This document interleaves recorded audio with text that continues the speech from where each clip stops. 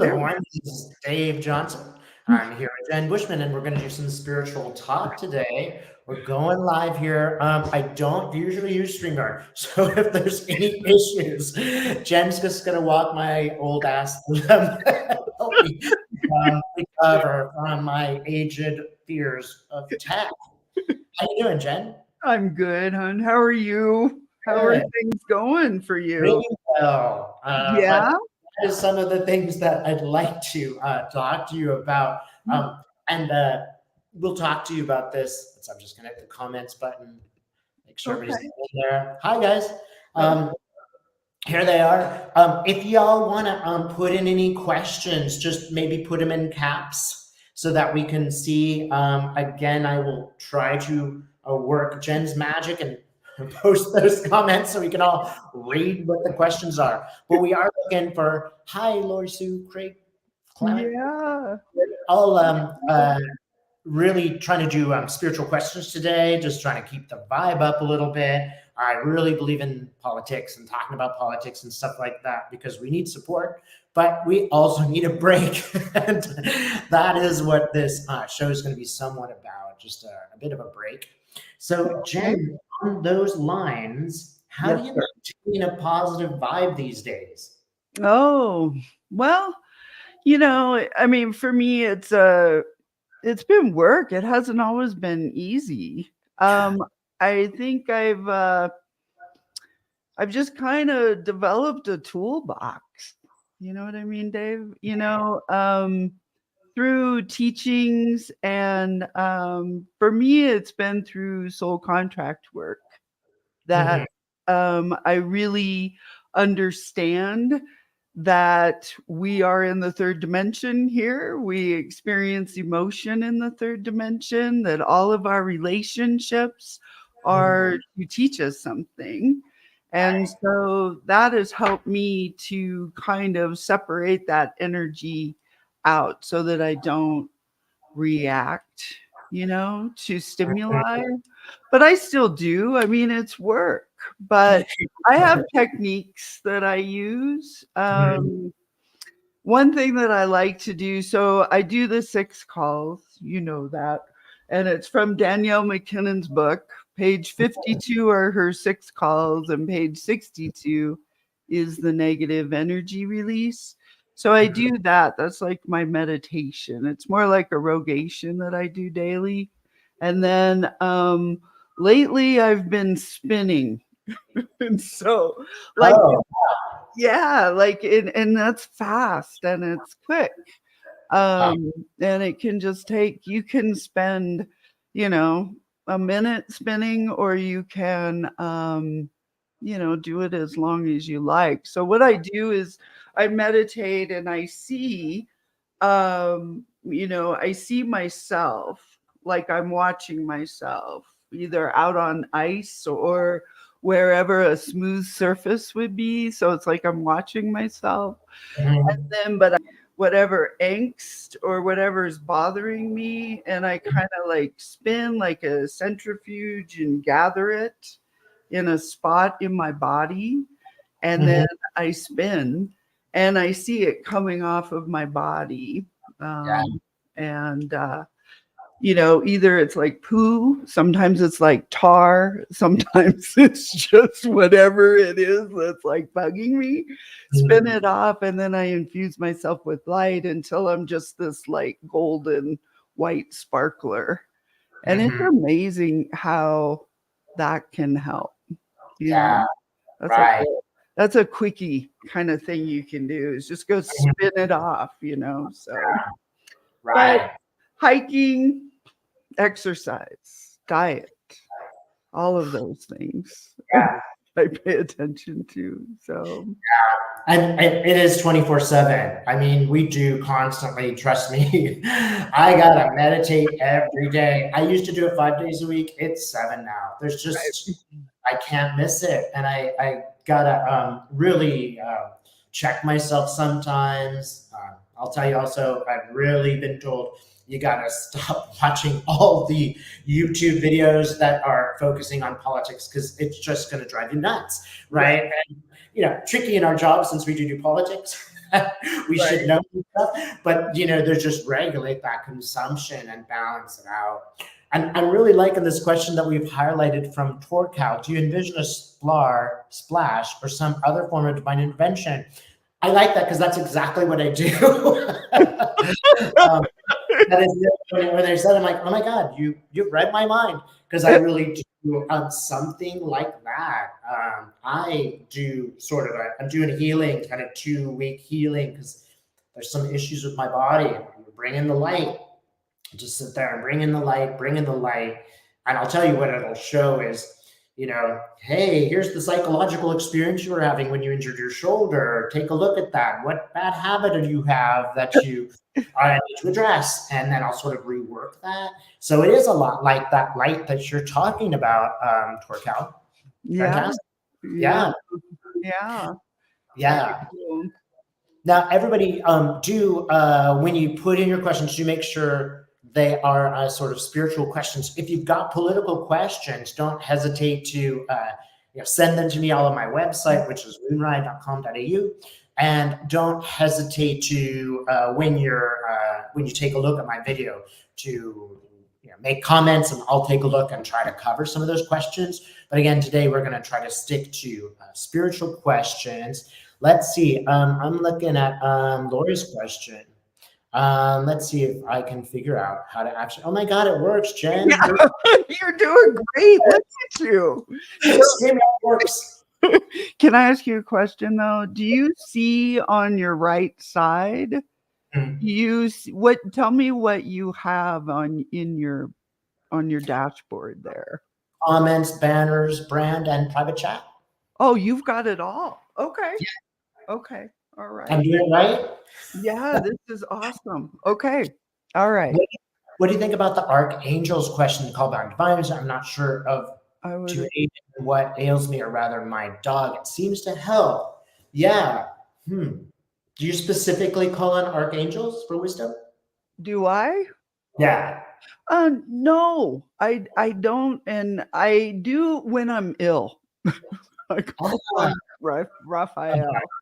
Or but I love his cloak. I love the color of green. So, but I know some folks who really are in touch with their angels and really use the archangels. I use my guides, but they are not angels. Do you use archangels? Well, this is an interesting thing. I did not come at this work at all from a Christian background. I have not parents. I mean, you'd say anything Christian, it just brought in the idea of, oppressive churches and stuff like that. More recently, of course, I read Dolores Cannon, and she does great work on regressing people to Christ. And you see, the real Christ is just an amazing character, as is his mom. They're just really, really just full of love and non-judgment. And I just felt super elevated with that. And since that time, as I regress people, as I teach people how to channel, which I really love to do, what has sort of come upon me is like how many times the archangels show up. And, they show up sometimes and chat with me. And yesterday I worked with this brilliant fellow named Ben, and I was, completely surprised at the Christians that show up whenever I work with him. He, of course, is working with, Hindu work, and totally came as a big surprise to him as well. I think we were both, monks or something in a past lifetime together. But yeah, and I guess I was astonished at how powerful they are. When people in a past life regression, sometimes they need to cut the cords of connection. And some negative experience or unpleasant person, I'm amazed, and they won't be Christians either, but they'll be it's Raphael. So often it's Michael. Yeah. And I was just astonished at sort of the, in our work, a lot of it's just about the feeling. Mm-hmm. And there's a whoa feeling when they arrive. Right. Yeah. I want to make sure everybody knows that I feel just as strongly about Native American characters, if not even more so, because that was sort of more my origin, or just shaman in general. They are still showing up. They're just as powerful. I don't choose any particular religion. Also, when those characters coming with those clothes on, you always get the feeling, channeling, I walk people through a sort of door so that they can. And when they do, again, it's often these sort of Christian characters, and that has that really rich, strong feeling. But we have to wonder, like, how much times is spirit just showing up with clothes? Mm-hmm. Right? If a Native American, character is more comfortable for you, if that has more value for you, I think that they show up like it's just the light, and they look like this, right? And or it's the light, and they look like a character from your tarot deck. Mm-hmm. I don't know to what degree it is, really, the clothes are them. It might just be an energy that we feel more comfortable with. So, Right. Yeah. absolutely. So it's maybe these things are more fun because they're new. Mm-hmm. I like this question. Let's see. Okay. Yeah, there's a lot of questions there. Oh, So please elaborate on the power of envisioning, like spinning, not physically, but in your mind. Yes, Francie. I mean, Francie, if you are like an ice skater, that would be cool. I mean, you could actually go and do this. But yes, Francie, in my mind. So I see myself when I meditate, I see myself going to places, and I love Hawaii or the tropical places, Lemuria. I love those flowers and the sand, and I see a volcano, but I will see ice there, and I walk over to the ice, wow. and that's, even though it's hot, I know it doesn't make much sense, but it works, because it's in your mind, right? And so I spin, I start spinning, and I see myself like an ice skater with tassels and lots of tassels. Or I was just in the car wash, and the one beater, the roller that has all those tassels and goes over your Yeah. car. Yeah. I do see myself like that, but up. And so I just fling it off, like whatever is bothering me, if it's discomfort or grief or anger, or, if I'm scritching and scratching with someone and I can't get to the root of what this is, it's just that feeling, right? Or we feel oppressed or frustrated with our politics and the political figures, the manipulation, the lying, it's just so divisive. So, um, when I start the spin, I visualize and feel it coalesce in my body. So if it's in my tummy, sometimes it's in my tummy, sometimes it's in my heart, sometimes it's in my lungs, like I can't breathe. And so I really focus on that and try to like squeeze it in, and see it. And then as I pick up speed, sometimes it's like smelly poo, sometimes it's like a thick green tar or honey, sometimes it's amber colored. It just, whatever it, I see it and I see it come off, and then I pull back and I see myself as I'm spinning, and then the golden light pours in, or the white light.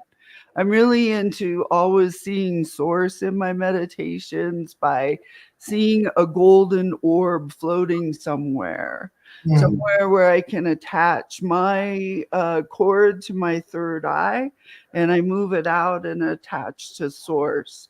And then look up and see that light enter into your head and feel it as it cascades throughout your body. Just doing that, seeing roots coming out of the bottom of your feet. And as that light comes down and filters through your body, you want to wrap it around a rock. your favorite rock, like something that is deep in the earth and the most beautiful rock you've ever seen, and wrap those roots around and see that light go around and around. And it's amazing how you will become grounded. Mhm. You are just one with the earth and with yourself, so that you're not fragmented. You know how we get fragmented, like we get emotional and we like split. It really causes you to coalesce and line up your aspects, because remember, our spirit guides, our all of our guide work happens in the subconscious, and the subconscious is its own consciousness, so you can work with it. But Hmm. in that processing of working with it, you need to line up your aspects and become grounded.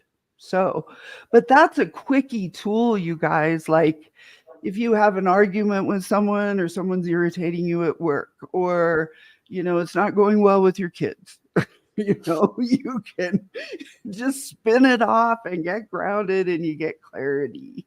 Get Mhm. that energy off. Does that Mhm. make sense, Francie? I hope that helped. Makes sense to me because Okay. it's funny. I do the same thing, but I wouldn't describe it in the same way. Jen and I have never talked about this, but I actually kind of do that. I'm real big on pyramids of two kinds, one of which is a crystal pyramid where you put all the energy into the ground through your feet, and like a lightning bolt, you're like, annoying laundry, I got to pick up the kids, whatever. Like, well, I'm not going to think about that now. I'm just push it into the earth. Oh, And yeah, when that happens, then speaking of distractions, when that happens, I always feel awesome. I always feel like I've got rid of stuff. All right, I think Jen's attending some home stuff. oh. Oh, there's a rock. Well, no, I got a crystal pyramid for you. Oh, you did. Like, That's beautiful. That's is this what you see? yeah, but could you do me a favor? Turn it upside down. Okay. I do two pyramids. That's the downward one to keep me rooted, and then Okay. I have another pyramid that faces upward that allows me to go into spirit. Oh, Right. cool. So Okay. there are two different ones. I don't necessarily need to do it before just a regular reading because I do Right. channeling, but I also do trance channeling. In that regular channeling stuff, I do have to meditate. I absolutely meditate before any reading, Yes. 100% for a while. I absolutely have to, you know, be sure that I'm not thinking about other stuff. I'm not too distracted. I'm absolutely, you know, do my best to calm myself, but it's not such a formal process. But when I trans channel, ooh, love that one. It is a little bit more like what you've described. How interesting that we're doing the same thing. Now here, That there's is another so question. cool. Interesting question. All these are so interesting. I don't know where to start, but Okay. let's see. But Let's try. you're welcome, Francie. Thank you for asking. Sure. It was a Get really, going, you that was guys. a good question. Oh, Yeah, sorry. really good questions like that. Okay. Okay. Yeah, ask the right questions because that's exactly what we want to ask. Okay. Let's see. Well, maybe I would just ask this question like, what kinds of things do you find that are really distracting you when you're trying to do this work? Oh, okay. Well, me. Good Lord. I mean, I am busy, man, and I have ADD. So, and little autism, little, I don't know, low blood sugar, whatever. But I mean, Yeah. it's, it, I I ruminate, you guys. I have a hard time meditating. Like some people I admire, man. They can like sit there for 45 minutes, and I've gotten better at it. But what I found that helps me, it's like rogation, Dave. It's an ecclesiastical chant is what the definition of rogation is, but it's repetition, and it's kind of got a click to it. And that's how I do the 6 calls. I kind of, and then I get into it because I love music and I love the beat, and I'm I'm a 6th-dimensional Syrian starseed. So we love frequency and sound. It makes sense for me. And it allows me to go in.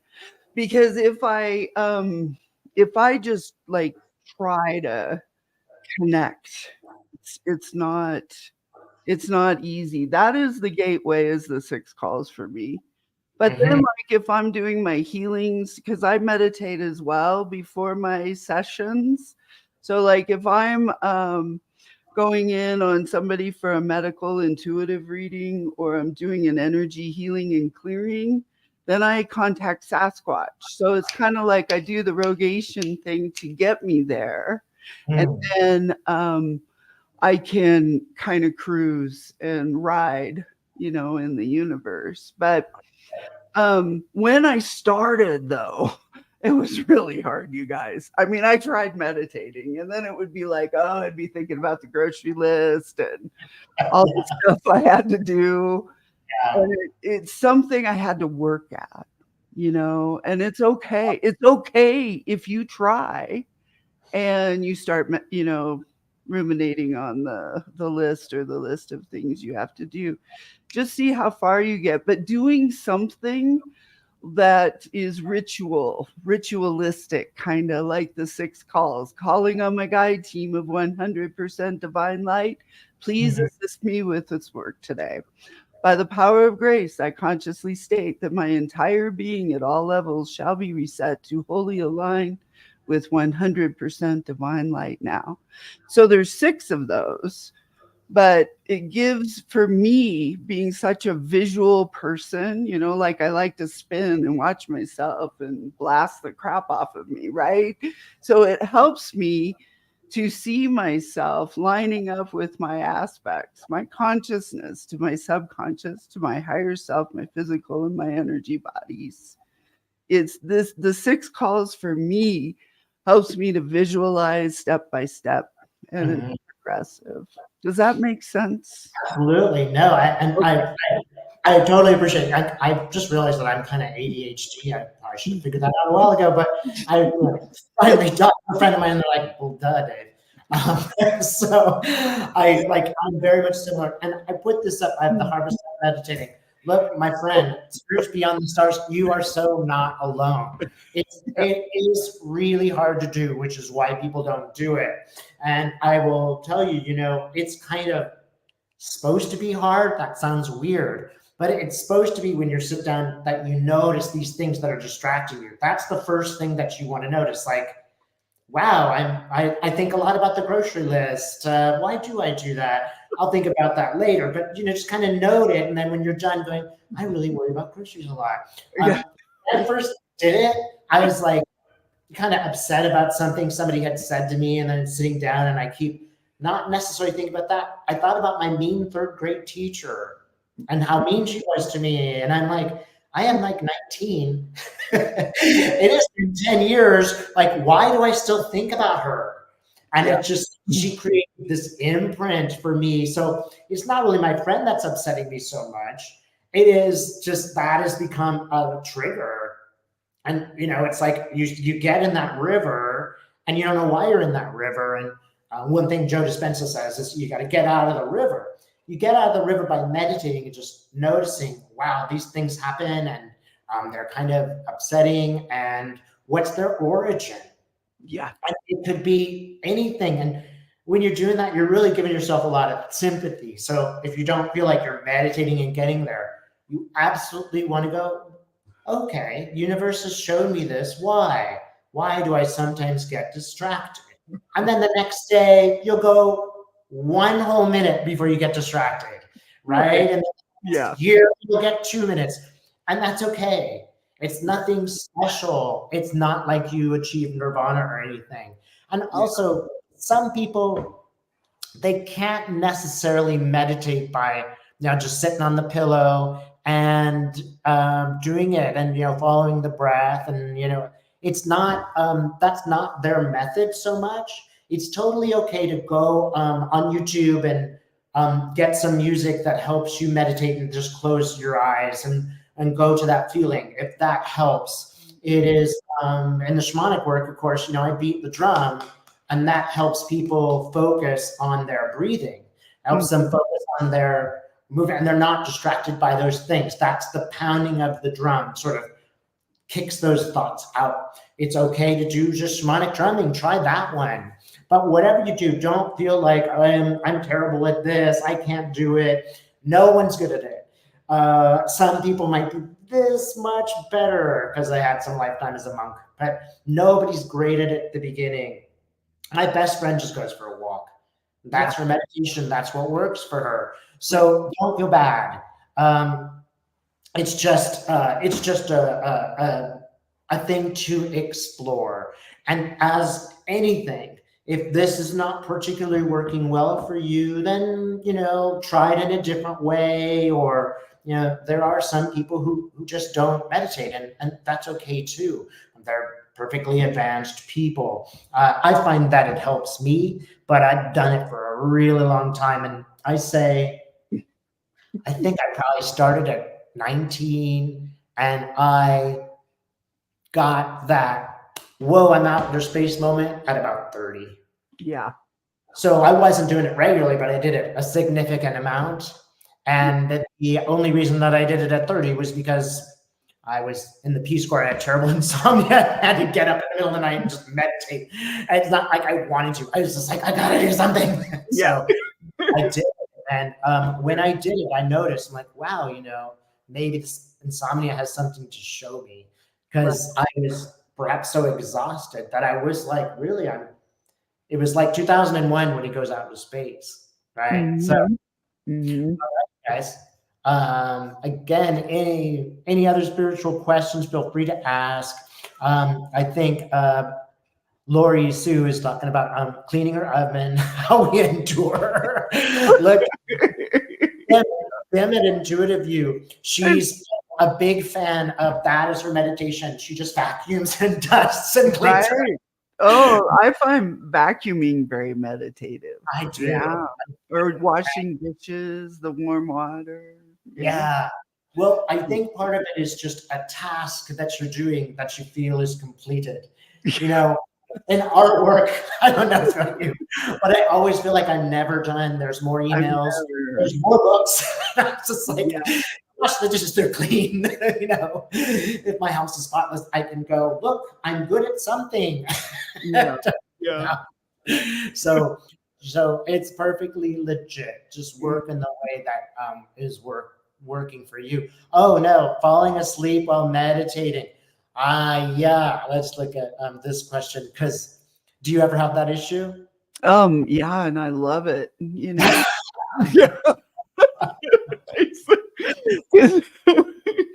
Because for me, I mean, I do a lot of work in dream time, and I've learned how to I do a meditation before I go to sleep, and then I do my whole ritual, and then I ask my questions. So if I am searching for an answer, or if something comes up,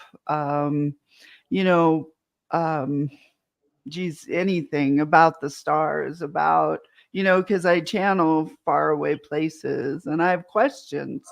So I will ask, please show me in a very gentle way what da da da da da means, or what it's like there, or why do we have such division now on Earth? Why is this energy so prevalent more than any other time, And then when I sleep, I will get answers. I've learned to do that, Dave. It's another tool that I've developed, I think. I don't usually remember my dreams unless I'm traveling for some odd reason, but it does bring up this question too. And believe me, I'd love to be able to meditate and fall asleep, because I really cure insomnia that I do have sometimes. But I cannot do shamanic work lying down. The minute it's just beating that drum, and I'll be like snoring, and I'll have to and within a minute and a half, Now I can't just beat the room for myself and fall asleep. That would work great. But I have to sit up or I will instantly fall asleep, no matter how much sleep I've had the night before. Instantly, it puts me into that space. When I do my shamanic journeys, I tend to be like 3 minutes and I'm done. Right. Everybody else needs 30 because I just get to the end too quickly. So I have to be a little careful of that. You Yeah. brought up a really interesting point, I think, which is that you go out into the universe and say, like, why are we living in such a fractured time? What answer do you get? That it's always, I know, and I say it ad nauseum, but we can't see the light if we don't have the dark. And I mean, it's our soul contract. It's our whole essence for being here. This is how we grow to the light, is through the darkness. And I've gotten the answer that collectively, like, we can look at our own lives, right? And we can see division in our lives, and we can usually see that, okay, if we're seeing war, we're kind of maybe at war with ourselves or something, right? It's I go through difficult times like that where I see that, but I've gotten the answer that as a collective consciousness, that it's a sign of just how well we are doing, that in order to have the light, you have to have that equal and opposite refraction of the dark. So it's kind of like, we look at all the crazy that's going on right now with our politics and the division. And it's kind of like, wow, well, I guess it is reassuring, because we need that. Is a reflection that we are doing so well. Does that make sense, Dave? Yeah. Yeah. I do believe that. I mean, I have gotten often asked this message, and I get pretty much the same answer, which is, there is no light without darkness. And, in the 70s, 80s, 90s, all these times, there were terrible crimes going on during those times. We just didn't see them. The media didn't necessarily present the injustices that existed in, South America. United States did terrible things in South America in the 60s. I know people who were victims of horrific crimes, which were brought on by our political movements. And, most people just didn't notice. They didn't see it because they didn't see it. They weren't worried about it. And now it's just been, Trump is an example of the reality just thrown in your face. He's so obnoxious, you cannot ignore him, which is his power over us in a sense, is that he cannot be ignored. He must be addressed. But it's like, all of us probably had that sort of, mean old, let's just say your uncle who goes to Thanksgiving, and says nasty things all the time. And just forget about Bob. And now it's kind of like, no, Uncle Bob, I'm not going to sit here at Thanksgiving dinner and I'm not going to let you say those things. Very good. And here's the real challenge. Can you do that at the same time not losing your focus? And right. This is the ultimate challenge for me, because I'm like, Uncle Bob, how dare you? You're big. And I have really learned to be more compassionate in this work and say, what happened to Uncle Bob that he's turned into such a terrible person? What happened to him? He's a human being too, and he needs love and sympathy like anyone else. Is there a way that I could communicate this to Uncle Bob by addressing him and going, really, Bob, why do you, is there something that happened that made you think that? And then go, I want to offer you some sympathy. Now I want to tell you all that I'm not good at this. All right, I'm taking my baby steps. And I also want to give credit to all of you who are like, look, I just can't go to Thanksgiving with Uncle Bob. He just triggers me. That's a recognition of your own feelings and your own limits, which is another thing that I think that we are experiencing, is just going, hey, it feels bad. I want to name the fact that it feels bad. I am tired of being the nice person in the room who sits there and shuts up. Yes. There's this reaction, how dare you? And this no reaction. I'm trying to find this middle ground where I'm I guess in Buddhism, it's like, here's one hand, Right. here's the other. You're still showing up, Yeah, you walk the line. right? And you do Mhm. want to show up for yourself. I mean, Uncle Bob might be so triggering that you really just have to say, I'm going to have Thanksgiving with some fun people this year. Sorry, I just can't deal with it. And then Uncle Bob would get the message that maybe he's not the best, um, maybe he's not the best dinner companion. And he might Right. start to think about that. And that might be the only way that Uncle Bob starts to look at himself. I Yeah. would say we have to do this with sympathy. However, triggering Uncle Bob could be we would want to really know that he is human, he is part of the light, he is there to reflect something for us, perhaps Mhm. there to teach us something. And there's a little bit of Uncle Bob in all of us. All of us get righteous, all of us do this. And hey, I'm number one for that. So one thing that I think it does do is trigger me to go in a good way. How can I see myself and see how I am participating? How could I be a better person? And Mhm. how can I show up for myself and speak the truth without being Yes. alienating everyone? Because if I fly into a rage, then people will blame me and they're like, oh, look how Dave gets so upset about nonsense. Mhm. So I Yeah. want to give some credit. Yeah. I mean, I mean, we're not talking about politics, but it's like Trump, this is challenging us and I think opening our eyes to this narcissistic behavior, but Right. that how this kind of behavior or this kind of what we thought was maybe a psychopathy is really it's a spiritual, it's a deep spiritual angst. Hmm. Does that make sense? I mean, when what happens the on the outside is happening on the inside to us, is what Pink is saying. Yeah. So, I think it's giving us the opportunity instead of being all pissed off at Uncle Bob at Thanksgiving, right?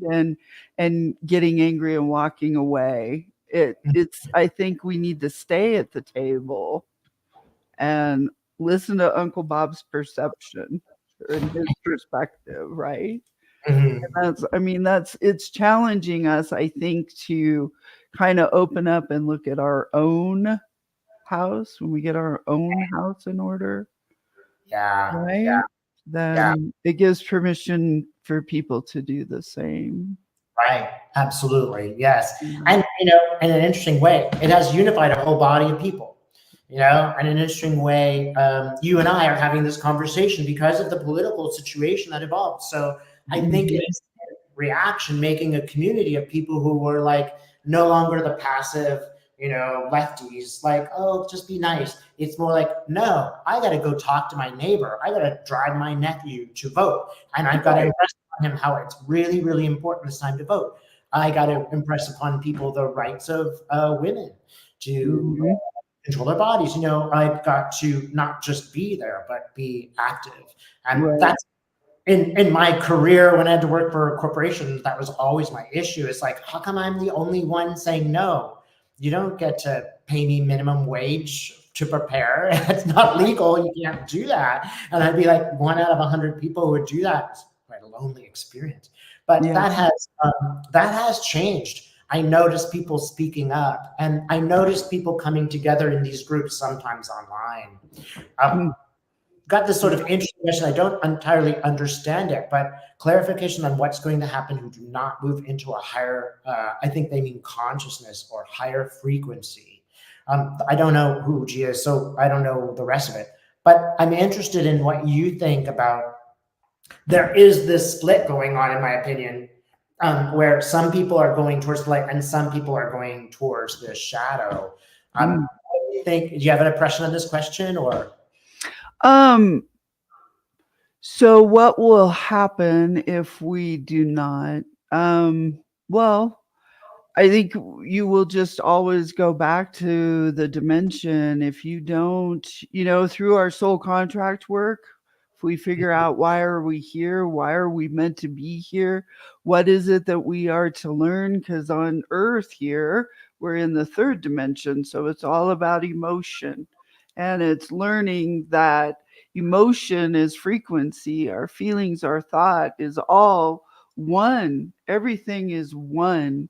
And that is not separate. It's not us humans that are separate from that collective. So I think, Hari, I just see it, and what I get from my guides, what I get from Courtney is that folks will just come back and do it again, or they'll go to another third dimension and have a similar experience. Because if you don't work out your contract this time, you'll come back and repeat, and your contract, it will be even more intense. Yes. Yeah. I totally agree. That's what it's not, the end of everything. And keep in mind, like I've done Dream Past Life regressions, one of them where I was the subject. I'm like, okay, tell me about a terrible lifetime where I did really bad things. Right.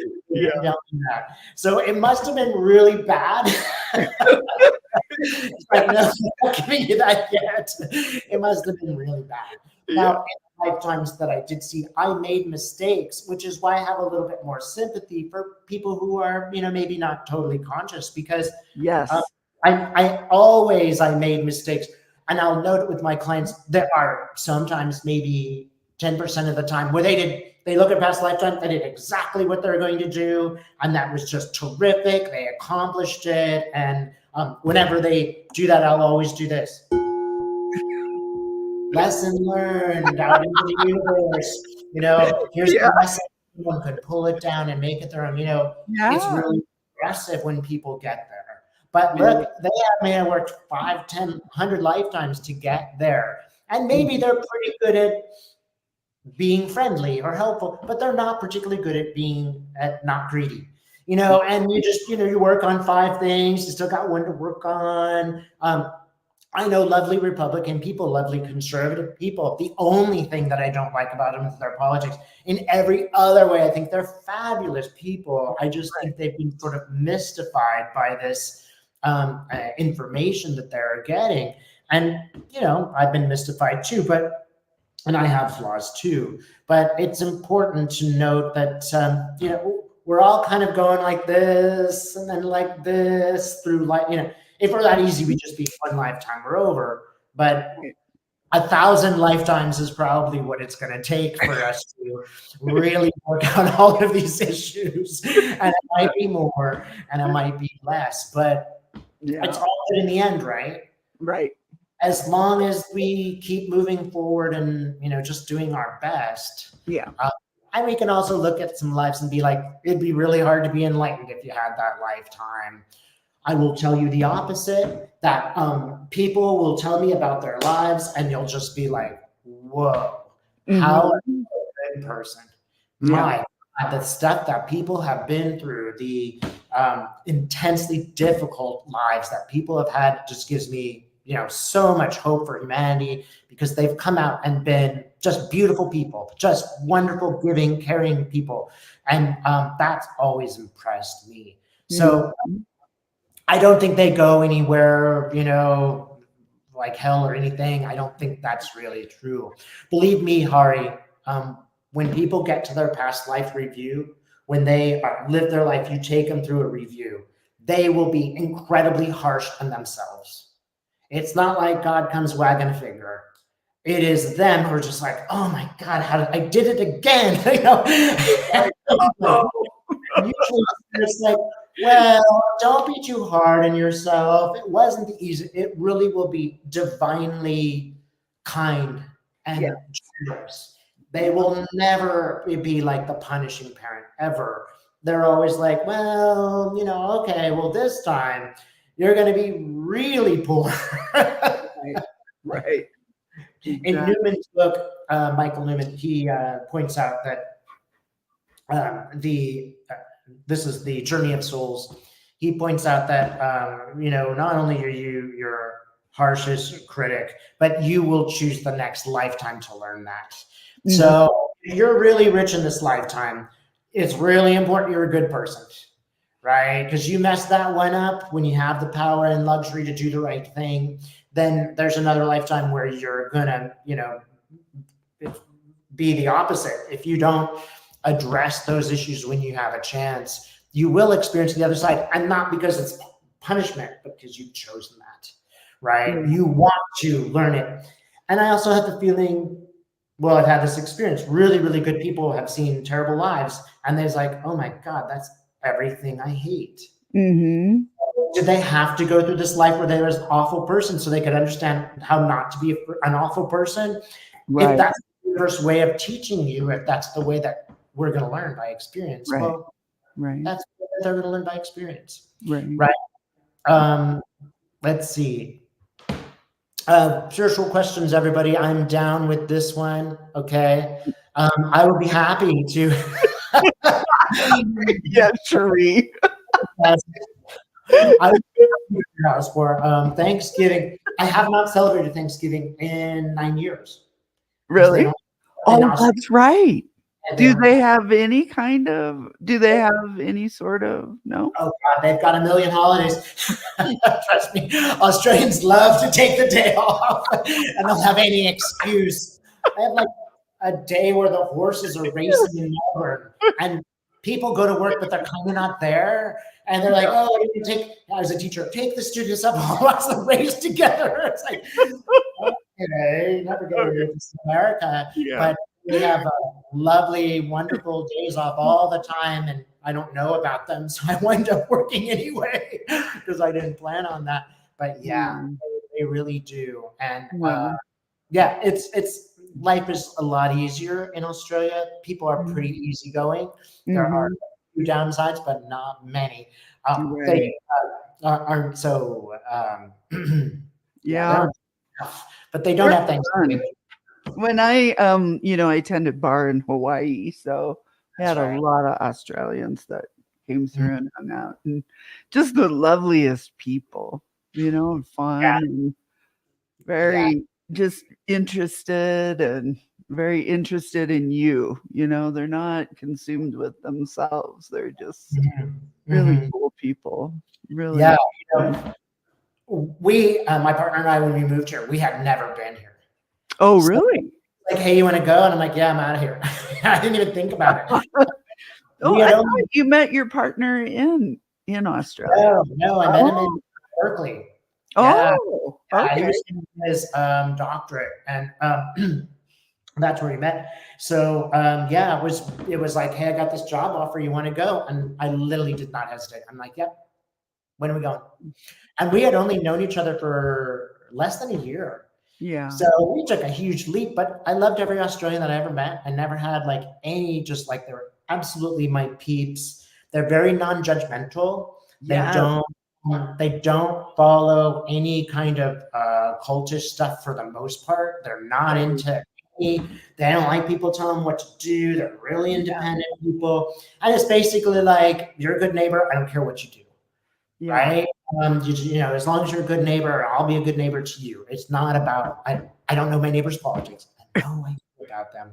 Right. So it is quite an experience. And, there are just a few drawbacks, but I also moved here 9 months before Trump became president. So we were like, whoa, just in time. I don't want to be talking politics so much, but yeah. It was a fine experience. So, Spirit says she doesn't celebrate annual white man's holidays. Yes. Good. Well, yeah, that's fine. I hope you pick your own holidays. I do think you should. Yeah. Yeah.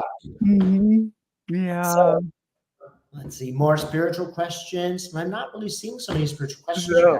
Yeah, and you guys, make sure you wear your tiger eye. Like, just wear tons of tiger eye malas to Thanksgiving. Tiger eye absorbs negative energy and like energy that might be coming at you. So, for psychic attack, now psychic attack doesn't mean like, ooga booga booga, I'm going to put a spell on you.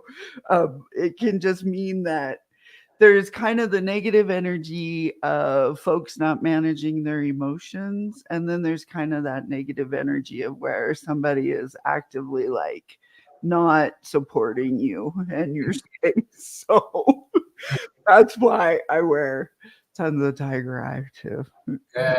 It can kind of help with diffuse some of that energy, you know.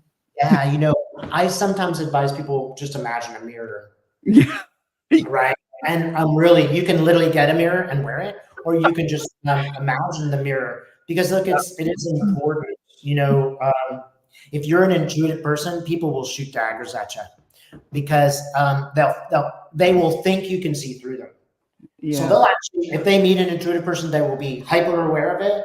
And if they're kind of in shadow, they will see you coming and they'll hate your guts on sight and they will do everything to damage you because you frighten them. If you Yeah. have empathy, you frighten them. And this is, I mean, classic. Half my clients, I'm like, oh my gosh, you're an empath. Where are you? Yeah.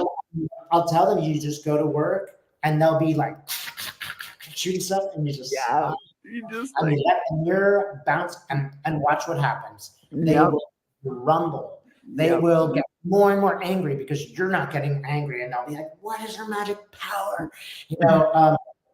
One thing I like to tell people is, again, not to talk about politics, but if you're a person like Trump, when you make a joke, you always make a joke at somebody else's expense. Because Trump doesn't know how to make a joke that makes everybody laugh and bring them together. Right. If you're an empath, you do. So Right. if you're that kind of person that makes that joke, somebody that can't make it, well, again, they'll hate your guts because you have the power to bring people together. They have the power to bring people together in a way that puts someone down. Right. And so you do have to protect yourself. And if you do protect yourself, they will really, you'll watch them. You'll watch them. If you don't react except by the smile in the mirror, it'll make them so upset because it usually works. It does. And then they will be like, oh my God, their powers are so great. They're not upset. Mm-hmm. Yeah. Right. So let's see.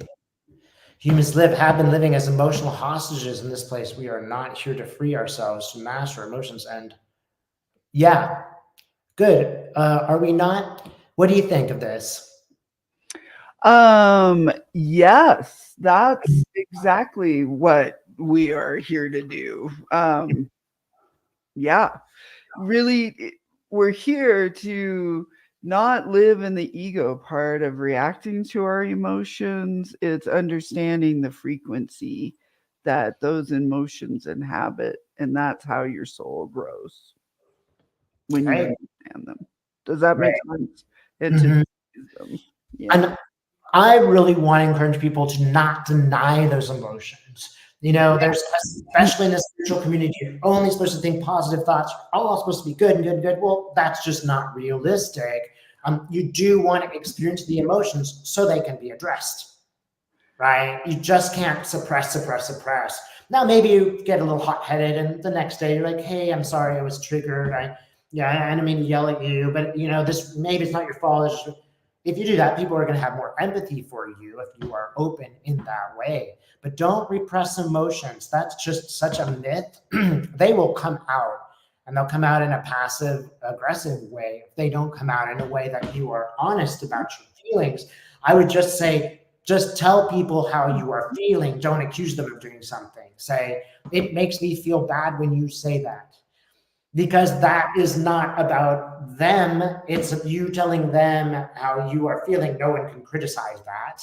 And so, these are to be emotions, as you say, are planet, but they do have to be worked through. And it is only through incredible practice that we can be a little bit more like Jen and be able to read these books. This is constant work, you guys. If you see us acting well on YouTube, that just means we have to spend faking it. It's not like that. It's not like we need some space of enlightenment, right? Good. Sir, master them and not deny them. Excellent. Good. Thank So you, Marion. Hi, hon. Yeah. good. So Awesome. we're also going to talk about some methods and tricks that you do to stay sort of that people could use, and this could be anything. Yeah, To stay. just stay grounded or into channel. You mentioned one already, but is Oh, there? the spin. Yeah, The spin was good. The spin is quick. the It spin can is quick. be as long as you want, but definitely the 6 calls, definitely the negative energy release. Spinning is really good. Uh, but hiking. For me, it's Jane Austen.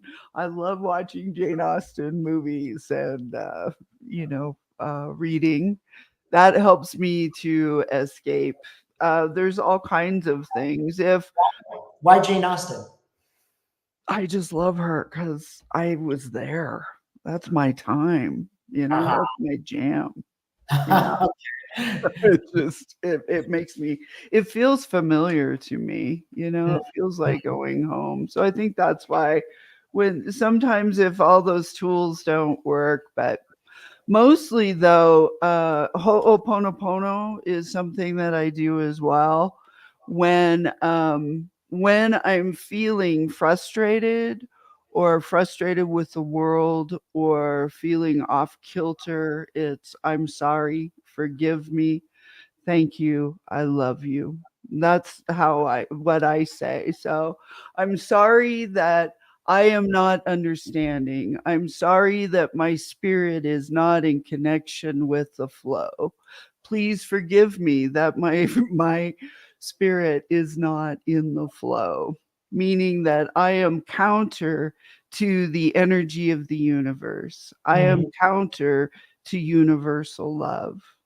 And then forgive me. It's really about forgiving yourself. That whole idea of forgiveness, like we have to do something, like if someone trespasses on you or violates you or, something happens that affects you and they talk about forgiveness. I'm kind of going down a rabbit hole, but No worries. like you have to do something. I found that Ho'oponopono heals that because it's not about like you have to do something where you have to forgive that person. It's that you are forgiving yourself and you are forgiving the situation for being out of the flow. When you Yes. do that, it's amazing how your guides, they come in, they just jump in and they're like, I am here. And they heal your heart. It Hmm. really works. Yes. So I do the 4 phrases of Ho'oponopono, Dave, in That's answer brilliant. to your question. Brilliant. I will do that myself. I haven't codified it quite like that. I do something, but it's not at all like that. It's really useful. Let's take a look at do we plan our lives and our deaths? No, no, I don't see it that way. How do you see it? I see it that when it's not, understand, I don't believe, and what I've gotten from my guides, it's not like our lives are predetermined. It's also not like you chose to be here. You chose to have the parents you have, or you chose to have the wife that you have, or you chose this. It's that when you incarnate, you come in with your contracts. You come in with, well, I need to learn, I have a contract with not being enough. I need to learn to be enough. So Mhm. I incarnated with the souls that showed up in my family or in my life that play that role to reflect back to me that I am not enough. That's how I see our incarnation and our whole existence here, as far as in the planning, not so much, you guys. it's not that we plan it, it's that it's determined by our choices, by our free will, but it's predetermined by the contracts that we come in with, if that makes sense. Does It that makes make sense? perfect sense. Yeah. Because you guys, we talk about the Akashic records. We talk about the Akash, and the Akash is in the eighth dimension, and it's the library of who we are. It's the library of our soul. It's that universal DNA of our past, our present, and our future, and all of our possibilities. But we have free will, and that's the whole thing about third dimension is the free will. We are awake, we are aware, and we are at choice. So our path can meander to learn the lessons that we need to learn. But as far as our exit and our enter, that is also not predetermined. It's Mhm. also that's what Courtney is saying. No, this is free will. It's free will. It's free will.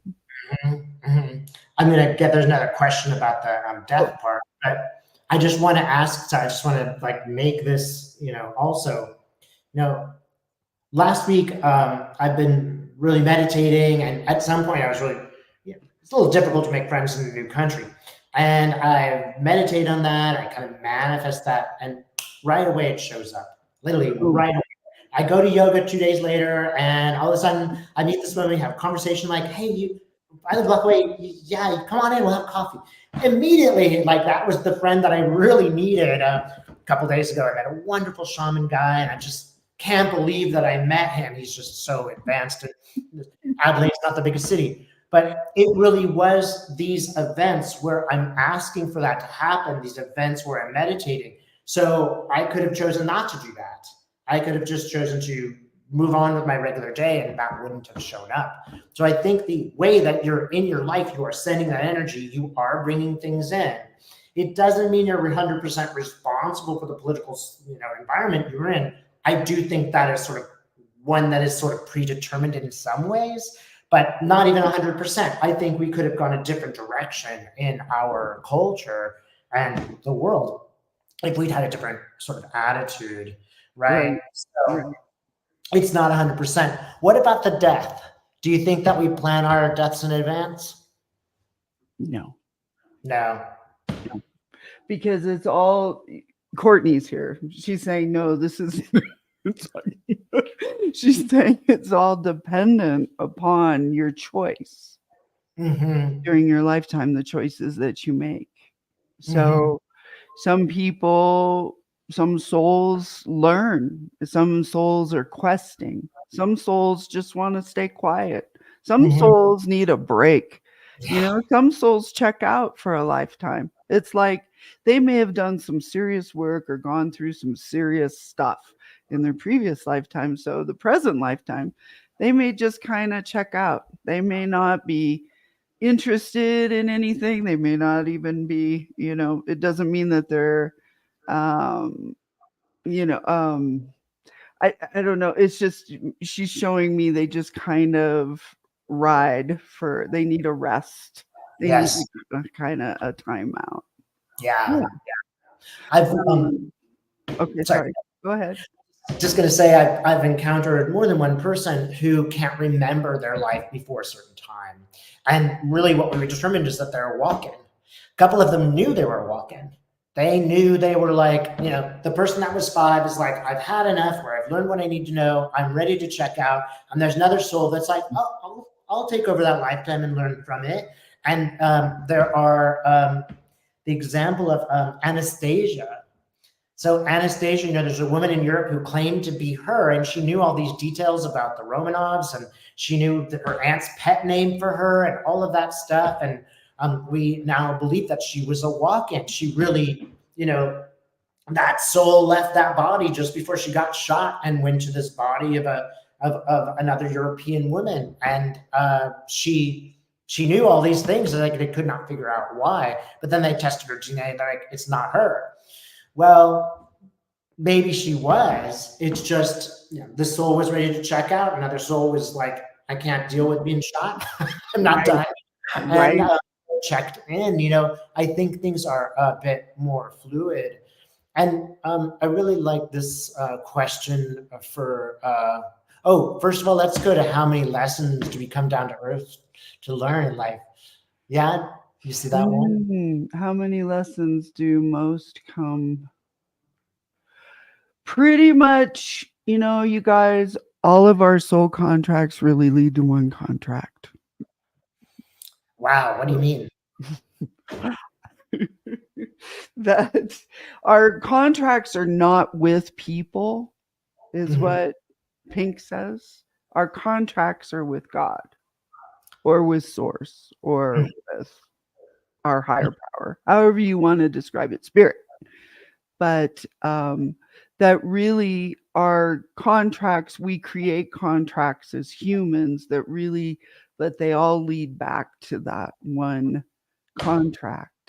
And it's most souls in the third dimension, because we're in the third dimension, we have judgment, we have emotion, so we spend our time alone. And so for souls that are born in other dimensions and other star systems, like Andromedans, are really, really, and some Arcturans are very connected to the God force. Like in that dimension, they are that force. They are that universal love. They don't understand, or we don't. So some star seedlets that are here now feel this incredible disconnection to being here. They don't feel like they belong here because it doesn't make sense how humans we treat each other. Yeah, Does yeah. that make sense? So Yeah, it sounds extremely true.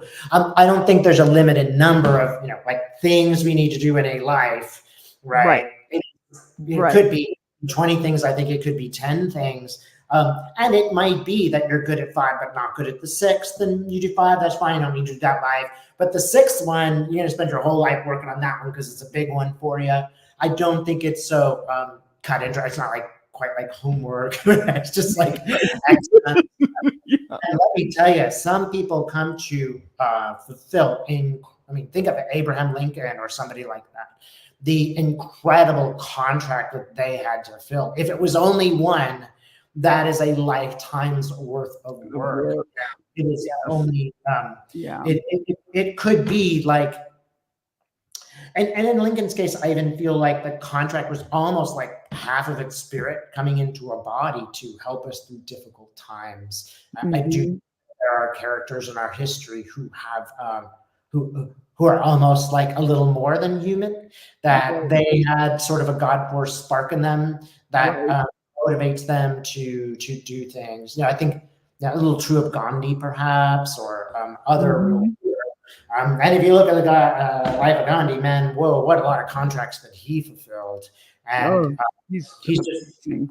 Yeah. an example of someone who did really, really well. Yeah. Um, But Laura Fahey touched on it. She said that her contract, or the contract, I'm paraphrasing you, Laura, but I think you were meaning that um really it's about self-love, that all of our contact tracks really lead us back to that it's between you, yourself, and that connection, the universe, however that, whatever that word is that describes where we fall into flow, where we are God, where all that exists is just love, and it's self-love, because when we're here we can really hurt ourselves, right?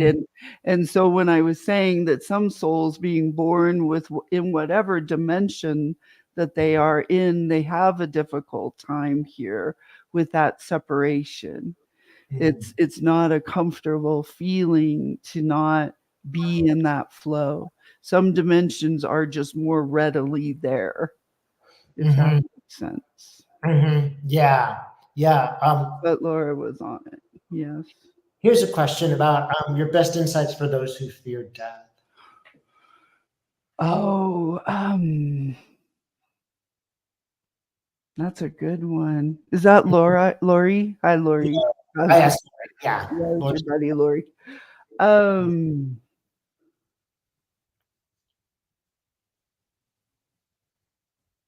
One thing I do want to point out is, um, go ahead. I was just listening. So you fear yourself when you fear death, is what Pink just said.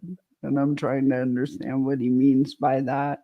If you Mhm. are at war with yourself, if you are at war with others, war within, you don't feel the flow, you don't feel the love, you don't feel the inclusion and the belongingness of the universe. Mhm. So it's that separation. You're making yourself separate. You feel separate. When you feel separate like that, you fear the end. You don't see that in the end it is a beginning. Mhm. Mm. I don't know. Pink is kind of wild. He was shaking his finger at you the other Really? You did something wrong. his messages. So And Lori, first of all, don't feel bad or alone because you have this fear. It's, no. Oh my God. No, no, no, no. I didn't think you said that, but it's organic to us. I always laugh at the time that I'm like meditating in the woods, I'm in the forest, and I'm like, okay, I'm ready to meet an alien. In the middle of the night, I heard this noise. I'm like, change my mind. I'm not doing that. Come back. I was absolutely, I've never been so frightened in my life. But it is it is a real truth that I have found that often when people come to me, it's because someone has passed and they feel like they didn't get the last message or there's some unresolved issue. And that person will always come and they'll say, first of all, see me dancing out there, and they'll be like in these tap shoes, they'll having a blast, having a great time, and like, hey, tell mom I'm just having a blast. I remember one said, I am far more comfortable outside of my body than I was in my body. Ooh, I love it. know, it's just we are humans and we have this organic, natural need to survive. That's just how we are. There is really, truly, though, every single time I speak to those beyond, sometimes they're a little upset that they didn't say something. Yeah. Sometimes, look, tell them I'm sorry. I didn't mean to do that. Or tell them I asked them to forgive me for what I did wrong. And they will sometimes really be urgently trying to tell them. Mostly they will say, have a wonderful life. You will honor me by moving into happiness. I'll be there with you every moment of your joy. So go sit among the flowers today, and I will be sitting with you. And they will beg me, please ask them to stop mourning me because it's hurting me that I have caused them this amount of stress. On the other side, they always show up and help if you want. Right. And I will always get that message like, please be happy. You will honor me by being happy. Sometimes that is like somebody who's done you wrong and they feel like they owe you. And they're like, look, please be happy and accept my forgiveness. And I will feel like you have accepted I have apologized correctly if I want to give you this by giving you this message. Right. There's never a negative on the other side. They're never sad about it. They're like, yeah, I made some mistakes. I'll come back and do it again. Now I'm sort of an angel and I'm in that sort of resting place and I can do everything. It's funny because they're always so connected. And I'm like, I don't know why, but I see your grandmother knitting and she's just knitting this most beautiful, and they'll be like, oh my God, my grandmother loves it. We have Afghans everywhere. One woman was just like, man, she had great shoes. She's just like wearing different shoes. It's like one pair of beautiful shoes after the next pair. They'll be like, oh my God, my mom loves shoes. And so they really do. When you get to the other side, Lori, you really will be doing that, the fun things. You release from the prison of your body. At the same time, I do hope we all relish this lifetime because there are spirits out there who would love to be embodied. Yeah. They would love to feel sadness because out there you don't feel that. and it's like very placid and nice all the time. But Mhm. there are these highs and lows. They've also never experienced love in the way that we do. It's a little bit more benign. So, whatever you are feeling, Yeah. trust me, there are spirits lining up to have that feeling, Yeah. right? Yeah. Yeah. Let's see. Here's an interesting question. Kimber. Hi, honey. Heather, Yeah. hmm, She's fun. Kimber's a lot of fun. what do you think? Are you able to read for yourself? No. Hmm. I mean, I get messages. I mean, Pink is here, Courtney is here, Camus, Rosie, but when I can ask questions and hear, it's difficult for me to read for the people I love, like the people that I'm really close to. If my energy is entwined with theirs, it's not so easy. Yeah. But like for you and me, yeah, I can read with I love David very much. He feels like my brother. Like Yeah. we It's very, feel like it's just- we have this past life together or something going on. I think it's true. And yeah, I mean, Jen and I we will read for each other. There's this lovely woman I have the pleasure of working with named Jacinta, and we will often speak to one another and we'll read for each other because it is more helpful. And we're not like related. We didn't know each other until a couple of years ago. But she's really awesome because she does like more objective readings. And, Mhm. you know, um, I tried to do shamanic work with my partner a couple times. He was okay with it the first time, but the second time he's like, "No way! Like, you're not my guru. Okay, I'm not just gonna listen to you." I'd have this joke with him, and I'd be like, "Spirit is telling me that you should always listen to me and do what I tell you." He's from India, so he's a little bit skeptical of anybody who's a guru like, which I totally appreciate. He doesn't 100% believe in the way that I mean, he's like, you help people, I don't care how. And so, I would never read for him, but he is very interested in talking to other shaman and seeing what they have to Oh, offer. cool. That's There's, you know, there's nothing, and there's no agenda. When I do a past life regression, sometimes the person's like wife is like, "Oh, can I sit there?" I'm like, no. Can I sit in the next room? No, you cannot. You need to be far away, at yeah. least in your car, because it will inhibit the person. Maybe there is something they have to work out with that spouse. I always tell them, when you watch the video, watch it alone, because you might have said something that will cause a problem between you and them.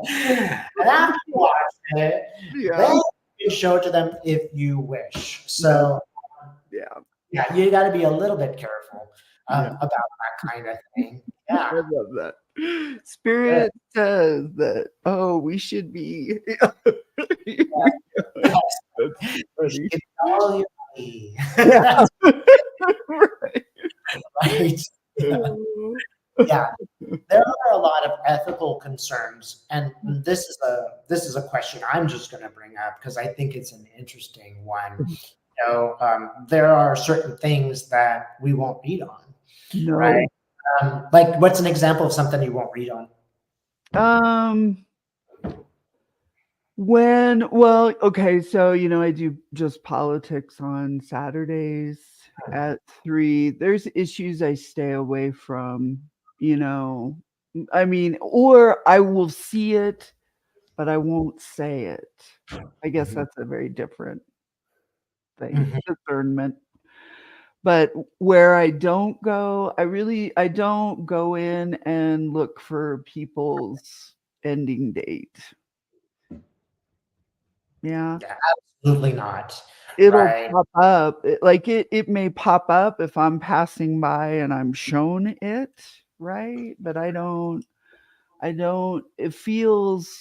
um it feels kinda like a violation in a way. Do you feel that kinda like I feel like I'm cruising somewhere I should not be. Not Absolutely. my Yeah. business yet. Yeah. I've told you, don't tell me. don't. I don't want to know, and I don't want to see child abuse. Right. So if that happened, you tell me about it in a way that I don't see it, because it's just it upsets me so much. So yeah, absolutely. I have had people that have come to me because they've been to a reader, and the reader has told them that they will become a gay or lesbian in 10 years. Oh, Like, that is just not okay. that's not okay. That is somebody who's Yeah, manipulating you. right. Yeah. Did you ask? Okay, if you ask that question, then they would say it. But if they saw that, they absolutely shouldn't say that. And if they are saying that, they're unethical and probably Yes. doing it for their power. Yeah. And I do want to emphasize, all of those readers that we know and love out there, they are all in alignment on this topic. There are ethical concerns. You really do need to understand that, in that situation, you have a lot of power, and you could do some damage. So, believe me, there are a lot of things that you need to be aware of. For example, it's much better to ask people a question than to tell them. Like, when I was a subject, when it was like, Dave, do you sometimes sabotage yourself? Yeah. It's so much better, because I'm like, oh yeah, rather than you sabotage yourself, which is what bad boy, right? That's one ethical concern that I have. Lena Rodriguez always said, don't read for anybody under 18. Not ethical. They are still forming their own lives. You shouldn't read it. They need to go there. I've taught them some things. I think some of them really mystic kids, and you can teach them to manifest, and that's a fun thing you do. But you should never do that, because their trajectory really hasn't been set very much. And I try not to tell people when you're going to meet Mr. Right, because if they do that, they're like, okay, it's 6:30 and it's January 5th. And the ice skating rink, where is he? And because I did make that mistake before. And maybe Mr. Wright's standing right next to them, and they're like, I'm looking for the guy with the gray mustache. Where is he? So I want you to know I'm not perfect. I've made these mistakes. Right. Oh yeah. Well, that's how we learn. Sure. Yeah, because I work with young people. I mentor, like, Psychic Junior is my, I work with kids who have abilities, but I'm helping them manage their reaction to their abilities.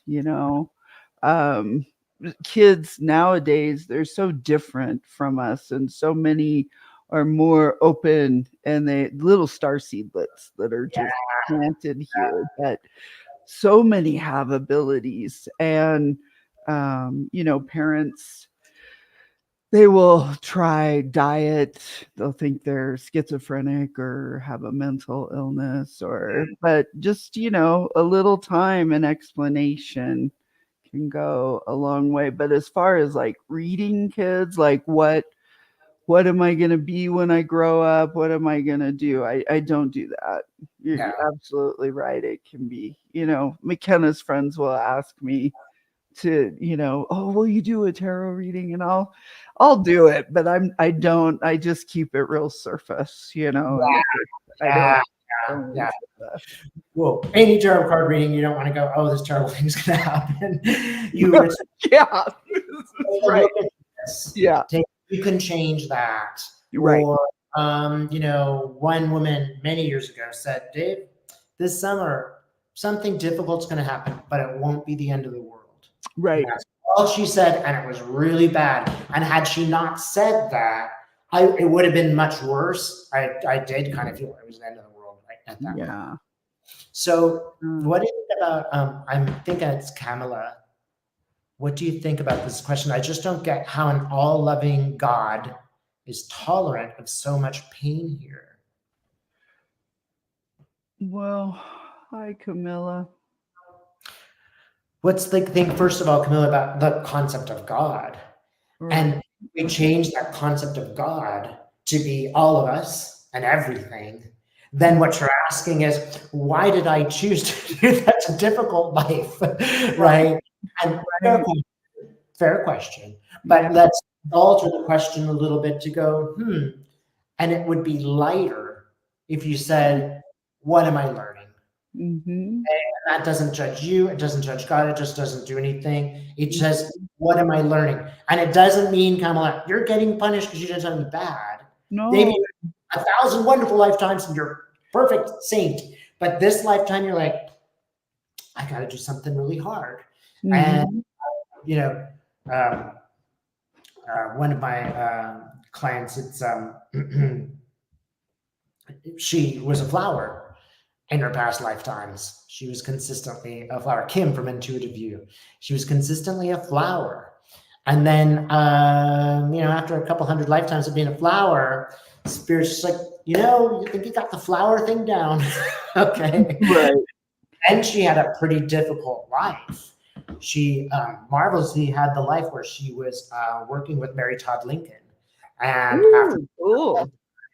yeah, and she was working with Lincolns, and she was really bringing a lot of love to that family. And even that lifetime wasn't. She felt guilty because she didn't warn him that he was going to be shot and prevent that to happen, right? And that was sort of her trajectory of her lifetime. But that was one of the things that she had to learn, was just to accept there are some things that we cannot change. It was good for the universe that he would perish in that way. That way, the narrative of what a great president he was really was, set in stone. Lincoln was not a popular president. He was like the ultimate Biden. People hated him. He was unattractive. People publicly insulted him because he was not good looking. The famous story, this woman sat in the train with him, and she was staring at him, and he goes, "Why are you staring at me?" And the woman looked at him, and she said to Abraham Lincoln before he was president, "I think you're the ugliest man I've ever seen." And he looked at her and said to her, "What do you think I should do about it?" Okay. I just I love that. next level. And I'm also going to say Lincoln was not perfect. Native American people would say he wasn't such a hot president for them. Right. Exactly. Yeah. He was not necessarily sympathetic to them. Yeah. So this is a cool question from Francie. Did you ever see something in a reading and decided to say nothing? Yes. Yeah. Yeah. Yeah, no, you probably can't tell anybody what that was. No, I can't. I have an idea of when that happened, but it would be too private information. I would not share it. Yeah. But yes, that's exactly what you should do, Francie, is ask Spirit if you should share it. If possible, ask Spirit to, what words could I use? Right. So it's not so harsh. It's a bit more neutral. It's a bit more asking a question. It's a bit more like, hey, sometimes things happen that teach us something. There'll be something that's going to happen that's going to teach you how to do this. Don't feel bad. It's not a punishment. It's just, oftentimes people are experiencing things like, oh my God, this is the most horrible things. I'm flunking out of college. It's terrible. And then they will flunk out of college and they will find something else that makes them happy. So it seems like a terrible thing at the time, but in retrospect, it is a little bit better. Some of my physical body illnesses seem a little bit like punishment. It's terrible, but I'm starting to make inroads to know the doctors are wrong. I have to do this myself with Spirit. How much am I going to learn? Mm-hmm. Yeah. Good. All right. Yes. So I'm seeing some highs. Anything else you want to say about the Spirit Says Share It? Yeah. So I clarify. I ask, how should I say this? Should I say this? And sometimes I'm uncomfortable, and Pink is like, you need to say that. And then I'm like, well, why? Why do I? Then I'm kind of doing this thing. But I will clarify what would be the best way. What is it that we are trying to do here, right? With this information. So Yeah. Yeah. Then I'm usually shown how it helps and shapes and molds their soul and moving forward. I mean, that's what my readings are like.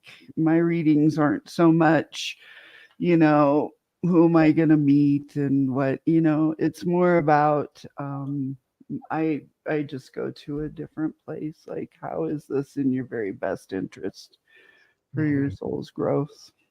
Yeah. One thing that really helps people is, they don't know you, and you're not going to bump into them later on. So sometimes they feel they can unburden themselves, or if there's something they feel guilty about and they want to tell you about it. Maybe it's a question they wouldn't ask their mom. Right. Sometimes it is, they have repressed memories, especially around, Kavanaugh's appointment.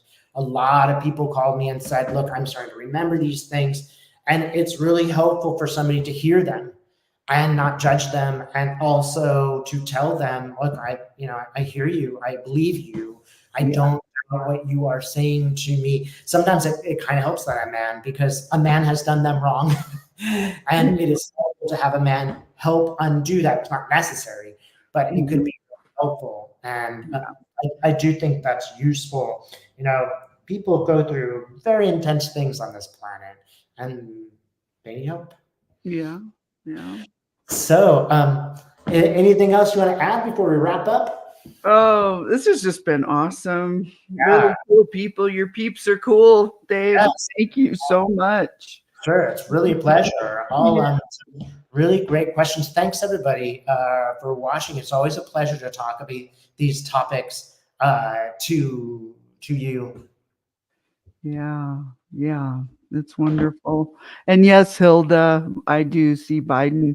His family is around him, his son, and I see his ex, his first wife, his daughter, his son. I see George Washington, John McCain.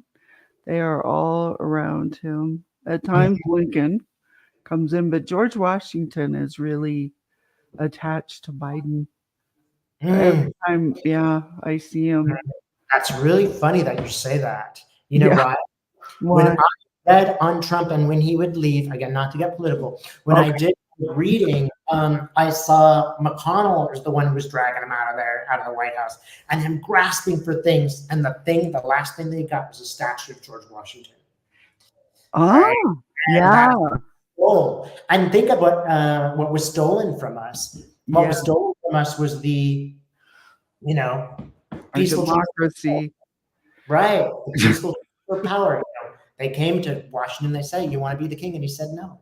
Yeah. So I do feel Biden is a good person. I do feel like he's directed by love. And that doesn't mean he is not capable of making mistakes. Doesn't mean the system around him isn't pretty messed up. And that includes both political parties. But I do feel like he is a decent person. Mm-hmm. Yeah. Very cool. Thanks so much, everybody, for watching. I really do appreciate you tuning in, and I think it was a wonderful conversation, Jen. Always great. It was great. Yeah, so check me out. I have my own YouTube channel, you guys. Jen Bushman. Yes. Is there other ways to contact you? JenBushman.com. Okay. My website. Yeah. Good. I'm Dave Johnson. You want to take a look at my stuff, you can just look at moonride.com.au. Thanks everybody for watching. All right, guys. Love you. Bye. Bye-bye.